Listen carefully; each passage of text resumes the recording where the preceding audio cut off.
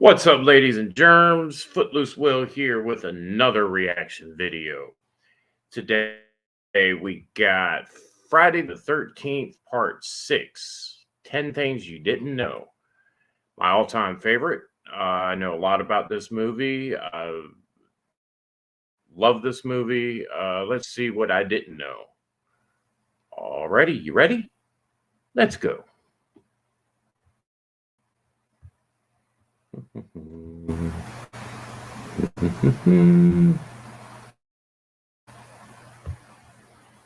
Alrighty, here we go. Friday the 13th, Part 6, Jason Lives is the sequel that the fans demanded and the fans got. Fans weren't happy with the imposter Jason in the previous film, so they had to resurrect that kind of the sucks. real deal for Part 6. That being said, let's check out some things you didn't know about Jason Lives. Love that intro. Best intro in the entire series. Number 1, John Shepard, the actor who played Tommy Jarvis in the previous film, didn't reprise his role because he became a born-again Christian and decided to make an attempt at becoming a minister rather than an actor. I did not know that, but I did know this, and I forgot to mention in the last video, but the kid that played Reggie the Reckless in part 5 was also Waldo's friend. I can't remember his name, but he was one of Waldo's friends in Family Matters. John eventually went back to the film business as a producer, co-founding the company M Power Pictures, who you may know for their film Machine Gun Preacher. The Lord works in mysterious ways. Interesting. He became a preacher, and wow, that's cool. Number 2, just like many of the other sequels, this one also had a fake working title.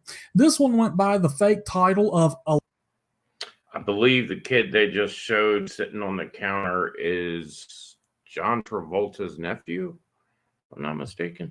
Aladdin Sane, after the David Bowie album of the same name. Read that title, syllable by syllable, and you may catch a subtle connection to Part 6's protagonist.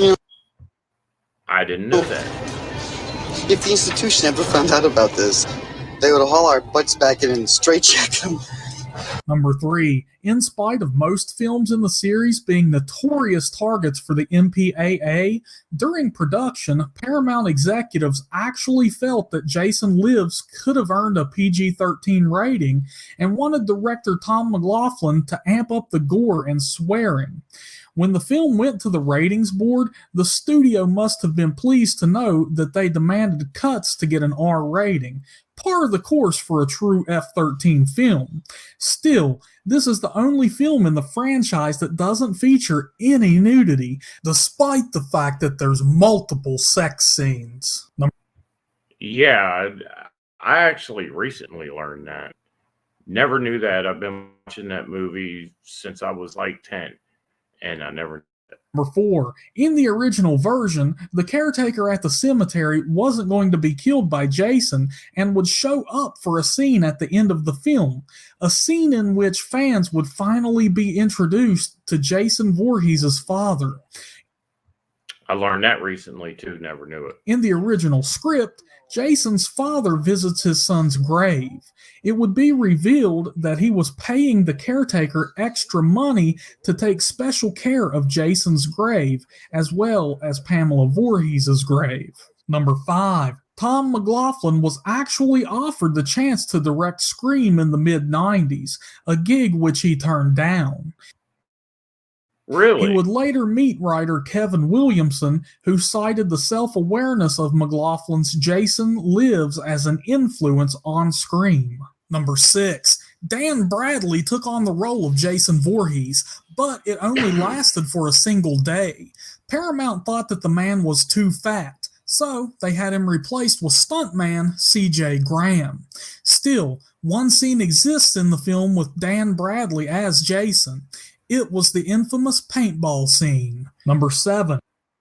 I I never realized that those two different people. They did a good job with that. The scene in which Jason's neck is split open by a boat propeller was shot in Tom McLaughlin's parents' swimming pool.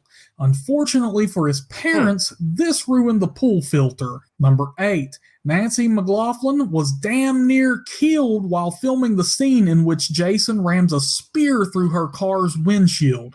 The slippery surface of the windshield caused the trajectory of the spear to go the opposite way it was intended and almost impaled the actress. I remember hearing that in an interview with the actress. And yes, the spear was very real and very sharp. Number 9. Originally, Melanie Kinnaman was going to reprise her role as Pam in Friday the 13th Part 6.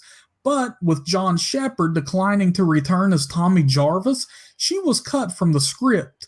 It was believed that her role would only draw more attention to the fact that Tommy Jarvis isn't being played by the same actor as in the previous film. Number 10. The RV crash scene, which offers up some of the most beautiful cinematography ever seen in a Friday the 13th film, was the last scene shot for the movie. This was also the most nerve-wracking scene for McLaughlin, as he had only one take to get the scene right. Also, it was a very dangerous scene for stuntman C.J. Graham. And that, I bet. Well, there you have it. 10 things you didn't know about Jason Lives. Friday the 13th, Part 6. The link to the original video will be in the description. Shout out to Talk Horror for bringing us this video. And I hope you enjoyed it. Like, share, and subscribe. And have a good night.